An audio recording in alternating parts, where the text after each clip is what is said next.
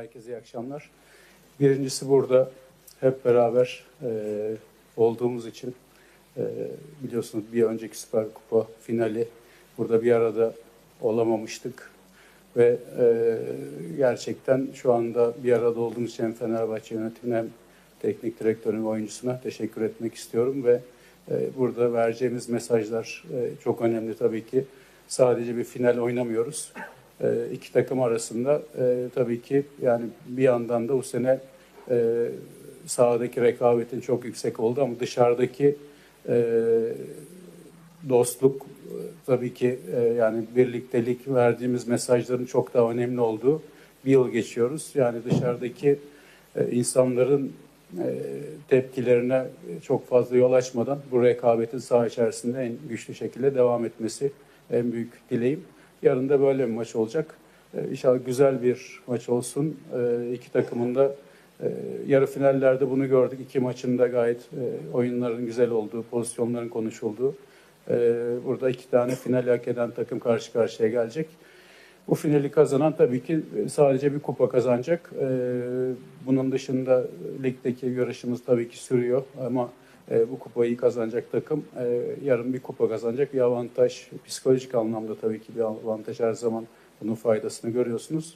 Ama dediğim gibi sadece maça çıkıyoruz. Burada hem benim tarafımdan hem kendi oyuncularım tarafından hem bizim taraftarlarımız tarafından dostluk içerisinde Olimpiyat Stadında güzel bir gece olsun. En büyük dileğim bu. Evet, Fenerbahçe Teknik Direktörü Sayın Domenico Tedesco ile devam ediyoruz. İyi akşamlar. Yeah, we are really happy to play this game. We want to start. Koç. Merhaba. İyi akşamlar. We are really happy to start this year with, of course, with the victory against Samsung. And now to be able to play this final, I think that every player wanted to achieve this situation. Every player of Fener is looking forward to play this game. We will be ready. We try to be ready. We have a good energy. We have a good situation in Samandra. Everybody is, as I told you, very positive about this game. And this is the situation. We had the last training session today. Talisca will come back. Will join the group from the injured players. The rest we look from day to day. We have two new faces today in Samandra. Matteo Guendouzi arrived yesterday.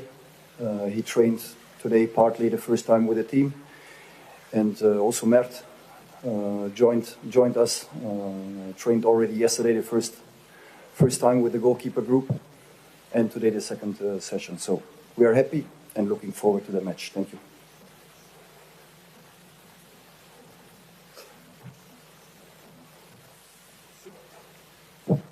Yeni yıla Samsunspor galibiyetiyle başladığımız için çok mutluyuz. Aynı şekilde bu finali oynayabilecek olmaktan dolayı da çok mutluyuz. Çünkü her oyuncu bu maçları oynamak ister. Fenerbahçe'nin futbolcuları da bu maçı oynamak için sabırsızlanıyorlar. Bizler bu maç için hazır olacağız.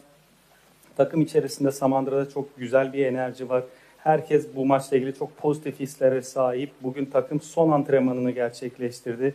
Aynı şekilde sakatlıktan dönen Talisca da takıma geri döndüğü kadroda olacak. Geri kalan sakat oyuncularımızın durumuna gün gün bakacağız. İki tane aramıza yeni katılan oyuncumuz var. Guendouzi dün buraya geldi. Bugün takımla birlikte ilk antrenmanını gerçekleştirdi. Aynı şekilde Mert de takımımıza katıldı. O da dün kaleci grubuyla ilk antrenmanını gerçekleştirdi. Bugün de ikinci antrenmanını gerçekleştirdi. Belirtmiş olduğum gibi takım olarak bu maç için sabırsızlanıyoruz. Mauro Icardi ile devam ediyoruz. Buenas noches a todos.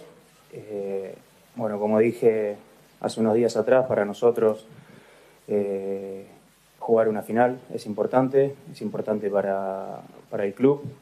En los últimos años tuvimos la suerte y hemos hecho un gran trabajo consiguiendo muchos títulos y mañana será otra final. También, como dijo el entrenador, va a ser un derbi, va a ser un lindo partido y esperemos que podamos demostrar dentro del campo lo que entrenamos y ganar un título más para el club, para los jugadores y para para toda nuestra gente de Galatasaray.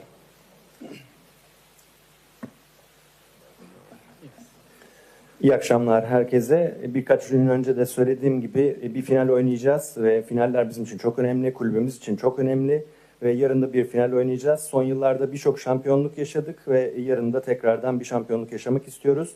Hocamın da söylediği gibi güzel bir maç olmasını diliyorum bu derbinin ve saha içerisinde çalıştığımız şeyleri gösterebileceğimiz, güzel bir maç izletebileceğimiz bir gece geçirmenizi diliyorum. Ve bu kupa hem kulübümüz hem taraftarımız için çok önemli. Umarım kazanmak için elimizden gelen her şeyi yapacağız. Nelson Şamadır'la. Good night. We are really happy to be in this final. I think we did a very good game against Samsung, and we deserve to be there. It's going to be and I hope it's going to be a beautiful game. Only about football, two great teams, and we've been working hard to achieve this trophy. We are in a good strike as well. Like the coach said, we start the year with a good game. We have a couple of good signings as well that we are improving to settling them really well. Musa already played and he showed his development. And the other guys, like the coach said, Mert and Matteo started today, and we hope they can help us tomorrow as well. And yeah, I hope tomorrow we do a great game because the club deserves, the fans deserve as well. I know that the last time we won this trophy was 2014, if I'm not wrong. So I hope we can give the fans some happiness tomorrow, and that this trophy can give us a good boost for the rest of the season. And we will keep working hard to get better and better. İyi akşamlar. Finalde olduğumuz için çok mutluyuz. Bence Samsunspor'a karşı çok iyi bir maç çıkarttık ve burada finalde olmayı da hak ettiğimizi düşünüyorum. Umarım güzel bir maç olur. İki tane iyi takım arasında oynanan ve sadece futbolun konuşulduğu bir maç olur diliyorum ki bu final için çalışmalarımızı en iyi şekilde sürdürdük. Aynı zamanda takım olarak da iyi bir dönemden geçiyoruz. Hocamızın da belirtmiş olduğu gibi seneye iyi bir başlangıç yaptık yeni yıla. Aynı şekilde takımımıza yeni katılan iyi transferlerimiz var. Musaba takımla ilk maçını oynadı ve kendi gelişimini gösterdi. Diğer oyuncular Mert ve Matteo da bugün takımla ilk defa çalışma yaptılar. Umuyoruz yarın da takımımıza yardımcı olurlar. Ve umuyorum ki yarın bizler için iyi bir maç olur. Çünkü bu kulüp ve taraftarlarımız bunu hak ediyorlar. Eğer yanılmıyorsam bu kupayı son kazandığımızda 2014 yılıydı. Umarım taraftarlarımıza tekrardan o mutluluğu yaşatabiliriz ve aynı zamanda sezonun geri kalanı içinde bizler için bir moral olur bu kupayı kazanmak. Biz her halükarda çalışmalarımızı en iyi şekilde sürdürmeye her zaman devam edeceğiz. Daha da iyi olabilmek için. Soru cevap kısmına geçeceğiz. Öncelikle belirtmek isteriz ki yarınki maç özelinde sorularımızı alırsak seviniriz. Ve her soru alan basın mensubu arkadaşımız bir soru sorarsa daha fazla söz hakkı tanımış oluruz. Erdem Açıkgöz. Öncelikle iki teknik direktöre de sormak istiyorum. Mücadelenin oynanacağı stadyum çok tartışıldı. Saati değişti, hava şartları çok konuşuldu. Bu konu için neler söylersiniz? Farklı bir statta oynamasını ister miydiniz? Teşekkürler. Önce şu an yani bu saatten sonra bunu konuşacak durumda değiliz. Yarın statta oynayacağız ve iki takım da buna hazır psikolojik anlamda da dediğim gibi fiziksel anlamda da bu maça hazırız. Çok fazla söyleyecek bir şey yok.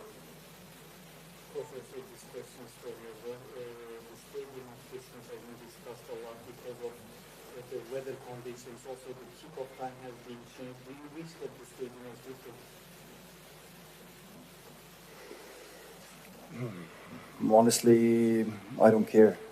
Important is that we focus on what we can change, what we can influence, and for sure, it's not the place where we play.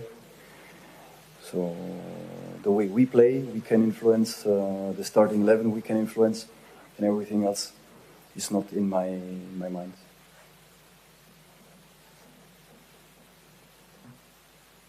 Açıkçası bu durumu umursamıyorum, önemsemiyorum. Çünkü bence önemli olan şey değiştirebileceğimiz ve üzerinde etkimiz olan şeylere odaklanmak. Bu maçın nerede oynanacağı üzerinde bir etkimiz yok ama bizim nasıl bir takımı çıkıp nasıl bir oyun oynayacağımız, işte bu bizim etki edebileceğimiz bir alan. Dolayısıyla geri kalan bunun dışındaki konular benim için önemli değil. Benim sorum Fenerbahçe Teknik Direktörü Domenico Tedesco'ya olacak. Yarı final maçında yeni transferiniz Musab Bey'i hemen ilk 11'de başlatmıştınız. 2 isim daha eklendi. Gendüzi bu isimlerden ilk 11'e girmeye daha yakın olan isim. Evet, rakip teknik direktörünüzün yanında tabii ki söylemeyi düşünmeyeceksinizdir. Ama ondan yarın forma verdiğiniz süre boyunca nasıl bir oyun bekliyorsunuz? So in the semi-final, you played your new signing Mustafa, and after that the club signed two new players. You can say that Gendouzi is more close to be more close to be in the starting lineup. Of course, you wouldn't tell much about position head coach, but at least when he plays, what do you expect from him? Yeah, he played 2 days ago 90 minutes for Lazio. You can imagine it's not that clear and easy to know how much minutes he can play. We will see. We'll decide tomorrow. We will discuss together with Matteo, and then we will see. But in general, what I expect, I mean, we know the player. We know the player Matteo Guendouzi. We know the character Matteo Guendouzi. He wants to win. He's a winner. He has a winning mentality. This is the reason why he chose Fenerbahce in his prime time. I think that this is a very important detail. It's not that he's 35 ending the career. He's in his prime time with 26, and this makes us really happy. I think that we did a great job to bring him here all together. David, Berke, Başkan, Bolt. That's why we are really happy, and then the rest we will see. We just want that he's enjoying.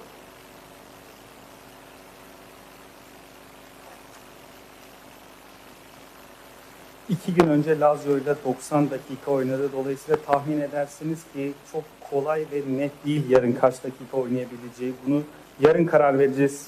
Aynı zamanda oyuncunun kendisiyle de konuşarak bu kararı vereceğiz.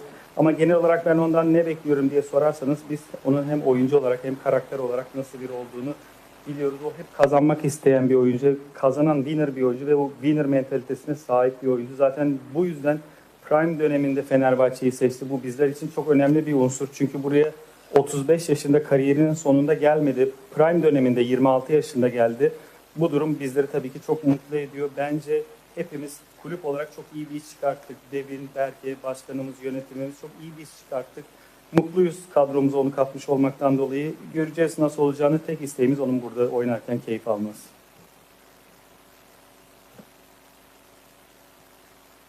Süleyman Arat, Hürriyet. Her iki takıma da başarılar diliyorum yarınki maç için. Yani bütün Türkiye tabii ki her Galatasaray-Fenerbahçe derbisinde ekran başına kilitleniyor veya maçlara akın ediyor ama uzun yıllardır böyle gerilim yüzünden bir lezzet alamıyorlar. Çok böyle tedbirli, temkinli ve zevk vermeyen derbi olarak cereyan ettiği nitelendiriliyor. Şimdi yeni bir format var. Yeni bir format ligin arasında. İki takımda çok büyük eksiklikleri olmasına rağmen acaba yarın lezzetli bir futbol olacak mı? Bu eksiklikleri teknik adamlar tolere edecek mi? Nasıl bir maç bekliyorsunuz? Bu iki hoca değil mi? Ben başlayayım, istersen size anlatırsınız. Okay. Yeni format bence iki takım da yarı finalde kupayı kazanmak istediğini, ne kadar kazanmak istediğini çok net bir şekilde gösterdi. İyi yanı bu. İki takım da çok iyi oynayarak bence yarı finalden geldi. Yarın içinde iki takım da yine çok istediği ama size katılıyorum. Lig maçları biraz da korkuların fazla olduğu, rakibe kaybetmeme, puan farkını bazen koruma, puan farkını açmama. Psikolojik anlamda tabii ki her takım bir kere kazanmak için çıkıyor sahaya. Yani onu hiçbir şekilde berabere kalmak için veya kötü bir futbol oynamak için, zevksiz bir futbol oynamak için sahaya çıkmıyor.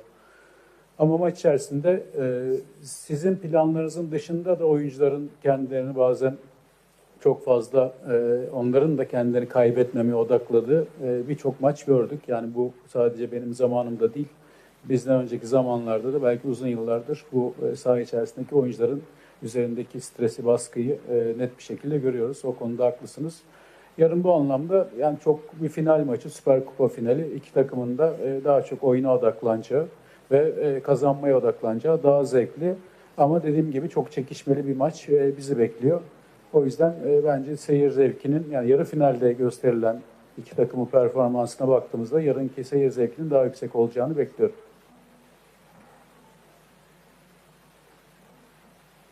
You want to translate? Okay. No, for Yeah. I know the question. Yeah, okay, I will translate. So all the people in Turkey will be watching this game tomorrow, but in the recent years, as the tension was very high between the clubs, the matches were not very entertaining.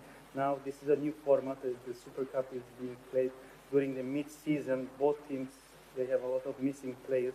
So do you think that tomorrow's game will be an entertaining game, and how will you compensate the missing players? Yeah, if you saw the first game, Fener Gala in Kadıköy, I think it was a really good game. It was nice to see for the neutral spectator, I think, because both teams, they have a certain quality, and I think to be rivals is good. Is very important for the football. You know, if you don't have this kind of rivals, football is not that much interesting. I think that emotions are the most important part in football, and I like these matches. I like to play derbies, but very important is also the respect. You know, I think that there is a big respect from our side, but also from Gala side, and this is very important. You know, because at the end, it's about football, it's about the fans, it's about emotions, and I'm looking forward to play again the second derby in a very short period.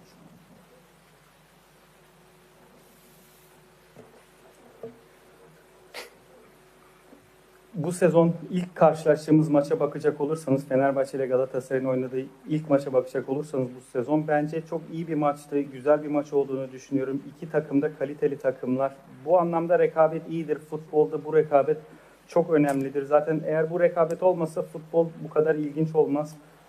Duygular çok önemli bu sporda. Ben de derbi maçlarını oynamayı çok severim ama tabii ki saygı da çok önemli. İki taraftan da hem Fenerbahçe tarafından hem Galatasaray tarafından saygının olması da çok önemli. Çünkü burada sonuçta mevzu bahis futbol, taraftarlar ve duygular.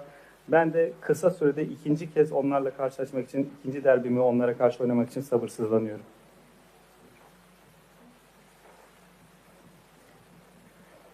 Hakan Öztürk, Sportsel. Öncelikle her iki takıma başarılar diliyorum. Sorum Mauro Icardi olacak.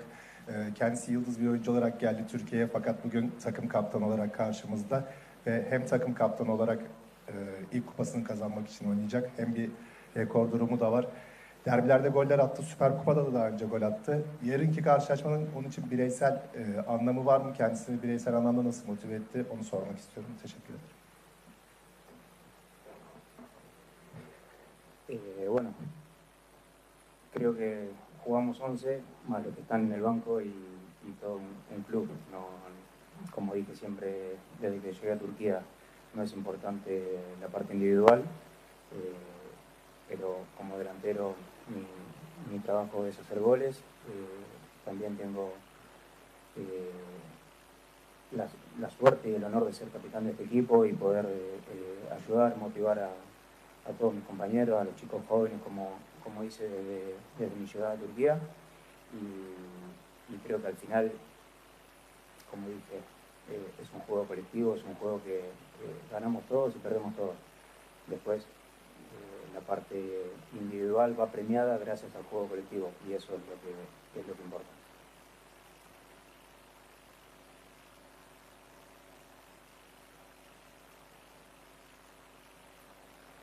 Bence 11'e aslında odaklanmamız lazım ve kulübeye odaklanmamız lazım. Çünkü bireysel aslında o kadar da önemli değil. Tabii ki de bireysel bazı şeyler başarmış oluyorsunuz. Ben forvetim ve benim işim gol atmak ve aynı zamanda kaptan olduğum için de çok onur duyuyorum ve kendimi çok şanslı hissediyorum. Gençlere de Türkiye'ye geldiğimden beri sürekli yardımcı olmaya çalıştım. Takımıma yardımcı olmaya çalıştım. Bundan da keyif alıyorum. Ama birlikte oynanan kolektif bir oyun futbol. Ve asıl kolektif oynadığınız zaman onun sonucunda bireysel ödülleri kazanıyorsunuz.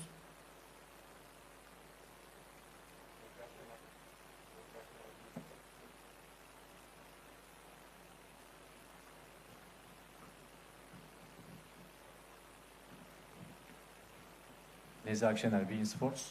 Sorum Mauro Icardi olacak. Öncelikle başarılar diliyorum. Biraz da bağlantılı bir soru ancak ben genel çerçeveden sormak istiyorum. Galatasaray-Fenerbahçe derbileri çok önemli derbiler ve dünyada konuşulan maçlardan biri.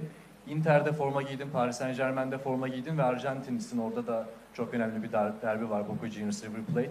Sen Galatasaray-Fenerbahçe derbisindeki atmosferi, oradaki çekişmeyi nasıl konumlandırıyorsun dünya futboluna baktığında? Bueno, gracias por desear cosas buenas. Y sí, creo que como argentino se sabe en el mundo entero la pasión que hay por el fútbol. Pero sinceramente desde que vine hace 4 años aquí a Turquía es algo increíble. No solo para nosotros los argentinos nos sorprende esto, es algo el nivel con el que vive la gente, con el que viven los partidos, los derbis sobre todo, es muy importante. Y como sabemos, todos los jugadores sabemos que es importante para nuestra hinchada, para nuestros fans. Esperemos que mañana poder darles una alegría y poder, como dije al principio de la entrevista, seguir cosechando títulos y mejorando día a día el equipo.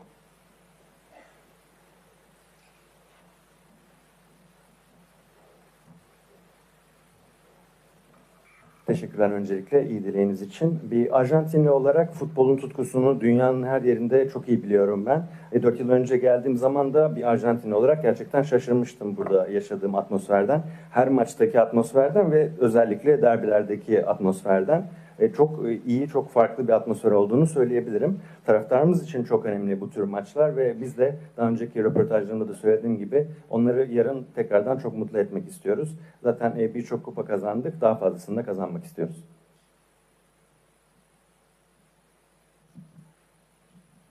Selin Koca, Türk Sports Dijital. Öncelikle yarınki karşılaşmada her iki takıma da başarılar diliyorum. Benim sorum Okan Hoca'ya olacak. Transfer dönemin başlamasıyla birlikte Fenerbahçe Süper Kupa finali maçına 3 önemli transferini yetiştirdi. Galatasaray'da böyle bir durum şu an için söz konusu değil. Tabii ki yapılan ya da yapılamayan eklemeler yarınki maçın kaderinde etkili olacaktır. Bu planlı yürütülen bir transfer süreci miydi yoksa görüşmeler nazaran daha mı yavaş ilerletiliyor? Teşekkür ederim. Bir kere çok iyi bir oyuncu grubuna ve kadrosuna sahibiz. Yarın da maça başlayacağımız, devam edeceğimiz oyuncularımız, önemli oyuncularımız var. Bu dönemde eksiklerimiz 2 tane Afrika Kupası'nda olan Osimhen ve İsmail Jakobs. Onun dışında Singo takımla birlikte olmayacak. Diğer oyuncularımız bu derbiyi oynamak için hazırlar. Transfer dönemi biliyorsunuz kısa bir süre önce başladı. Bununla ilgili çalışmalarımız devam ediyor. Ama kadro için yani çok acele ettiğimiz transfer çok elinizde olmuyor açıkçası. Yani sadece sizin isteğinizde olmuyor. Sonuçta bu oyuncular başka kulübün oyuncuları. Ya çok yüksek paralar vereceksiniz ya da tabii ki burada sözleşmeyle ilgili daha kolay çıkabilecek oyuncuları tercih etmek zorundasınız. Şu andaki durumumuz dediğim gibi Şampiyonlar Ligi maçlarında da bu oyuncuları oynatamayacağımız için biraz da istediğimiz oyuncuları için zamana ihtiyacımız olduğunu biliyoruz.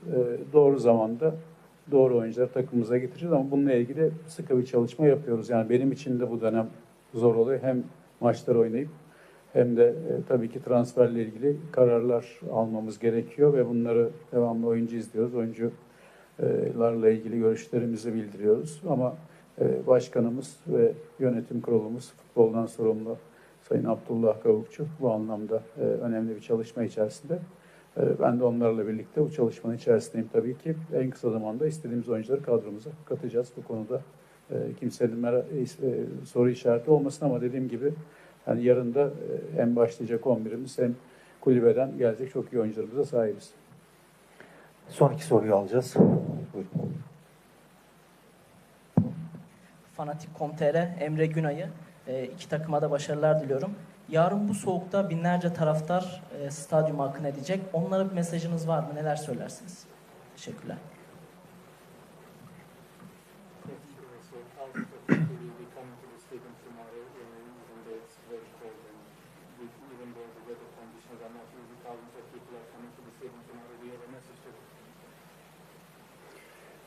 Yes, first of all, thank you that that they come because, as I told before, fans are important. The most important thing, if we play in an empty stadium or in a half full stadium, is just half of fun. And second, I hope that they can enjoy the game. I hope that everybody is healthy afterwards because it's really cold. I felt it on the pitch also today. Yeah, this is my message. But first of all, to enjoy the game.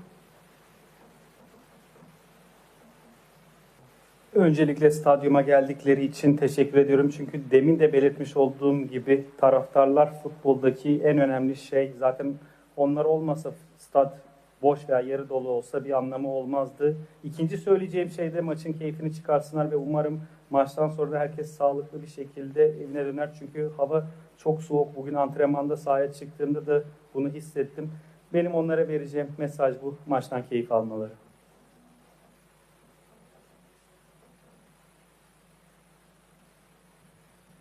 Nevzat Dindar Milliyet, yarın için başarılar iki takıma da. Okan Hocam, sorum size. Hava şartları ve atmosfer tercihleriniz üzerinde nasıl bir etki yaratacak? Özellikle ön alanda teknik kapasitesi yüksek oyuncularınız var. İlkay, işte Yunus, Sane ve Mauro Icardi gibi.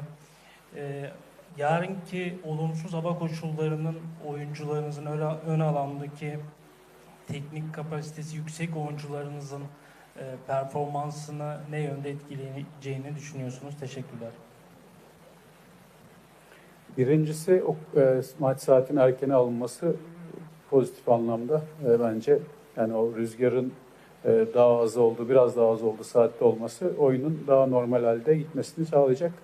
Yani hava durumuna göre çok bir şey düşünmedik. Aslında biz sadece bu zamana kadar nasıl yaptıysak, hangi statta oynadıysak ona göre hazırlandık. Yani çok hava durumuyla ilgili bir 11 oyuncu değişimi, hangi oyuncuyu kullanalım diye beklemiyoruz.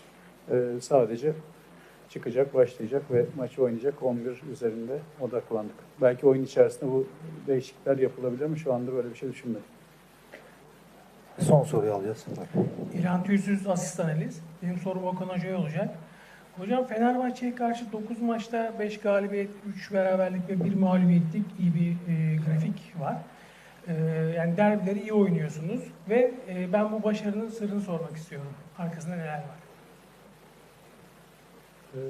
Birincisi tabii ki yani bu maçlara hazırlanmanız sadece teknik adam olarak değil, futbolcular, oyuncularım da gerçekten derbileri seven, derbilerde iyi oynayan bir takıma sahibim. Bunun ana nedeni tabii ki planlarımız var. Planlarımızı uygulamaya çalışıyoruz ama burada bunu da oynayacak iyi bir oyuncu grubuna sahibim ve bu maçlardaki performanslarını belki buna Şampiyonlar Ligi'nde ve Avrupa maçlarında biraz daha fazla gördüğümüz maçlar da oluyor. Odaklanmamızın daha fazla olduğu maçları daha çok önemsediğimiz maçlar da oluyor. Burada birincisi tabii ki planlarımızı yapıyoruz ama oyuncu kalitemiz, oyuncu profilimiz de bu derbileri oynamaya çok müsait. İyi oyuncular sayesinde bu derbileri kazanıyoruz. Ortak basın toplantımız sona erdi. Şimdi toplu bir fotoğraf çekimimiz olacak. Herkese teşekkür ederiz. Yes.